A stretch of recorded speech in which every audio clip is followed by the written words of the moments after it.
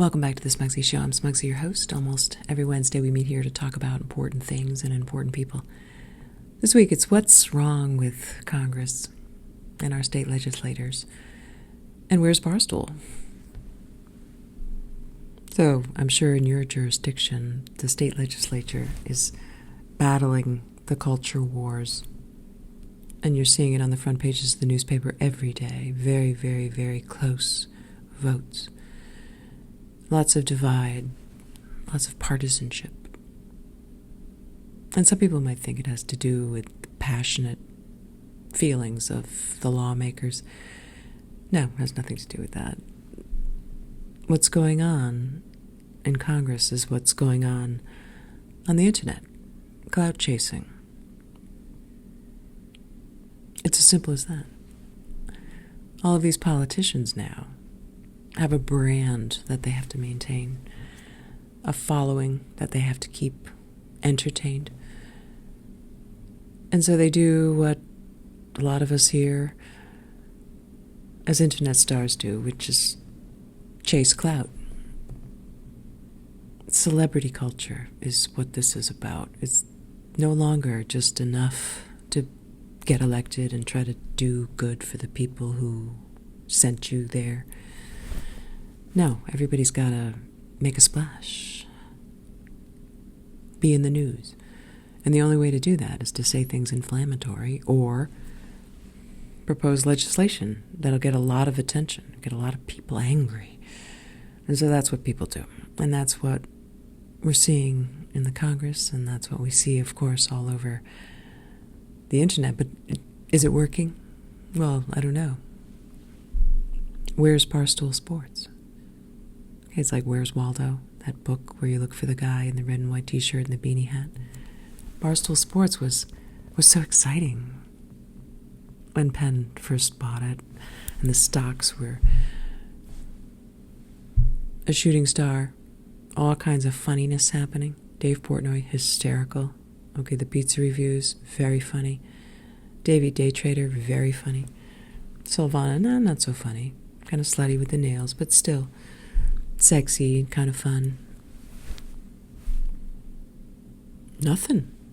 I mean, Dave's not boring, but I mean, let's face it, he's lost his spark.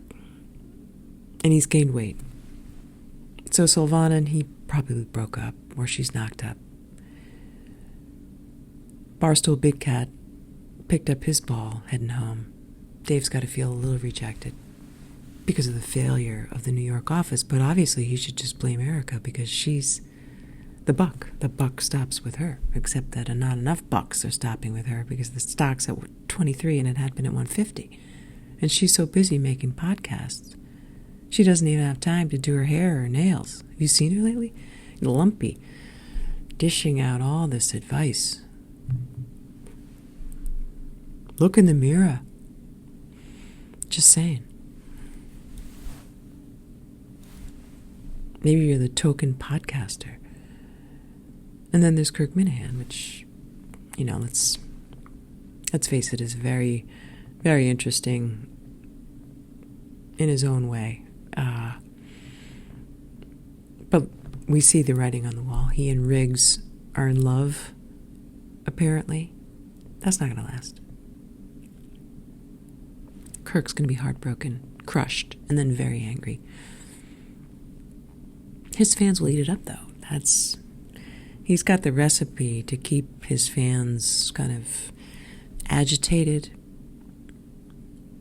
But that's because they don't work.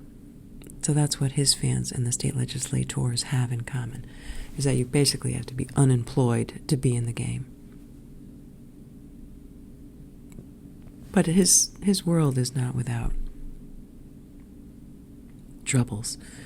Okay, you saw over in Russia, this Wagner fellow. Some people call him Wagner. I'm not going to call him Wagner. Okay, he's not like the composer. The Wagner group. That guy, that bad guy who had been a convict and a caterer who rose to the top of the paramilitary organization that marched on Moscow and almost took out Putin. Now he's hiding with Lushenko, that fat shit. he wasn't always a tyrant, but just a little bit of power goes right to people's head, and that's what's going to happen to that Menners on the Kirk Minahan network. Yeah, it's not going to.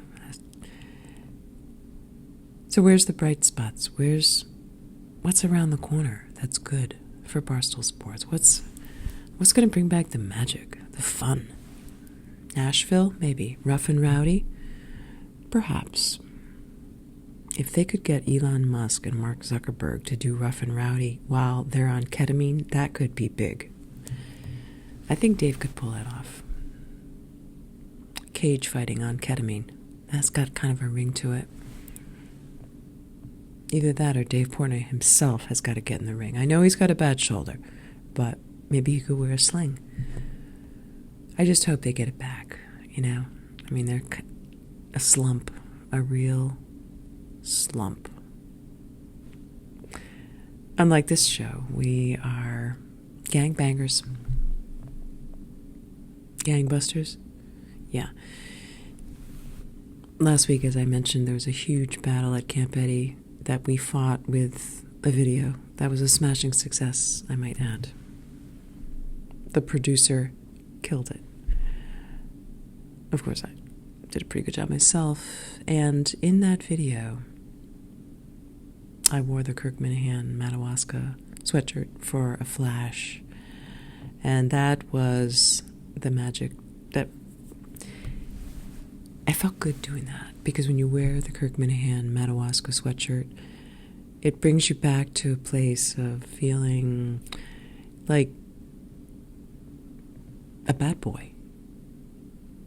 I didn't go to the Madawaska show, but I had FOMO. And so that was the first feeling I had for the show. Like, wow, maybe I kind of like this show because I feel bad that I'm not at the Madawaska show. And so when I put that sweatshirt on, I feel kind of powerful, like I'm a big fuck you to all the haters. And the people who were fighting against us at Camp Eddy, against refugee housing, they tried to cancel that. They tried to cut that out of the video. And they failed. And we won. And it says something to have that strength of brand that can empower people. And that's why these earrings have been a game changer. I get fan mail all the time from people who are sporting the Smugsy Show Define Yourself earrings, and they tell me it's changed their life. They put them on, and they feel like a rock star. Define yourself. Don't let all these other people tell you who you are, these people who are fighting on the internet about issues you don't really care about. You got to define yourself, and you got to say, fuck cancel culture. And that's what we do here on the Smugsy Show. And that's why you should subscribe, leave a comment, and until next time, this is Smugsy Girl signing off. And in case you're wondering, I am not going to go on the network because of Manners. He asked, I said no. Sorry, maybe he'll ask again. Try better, try harder. Take care.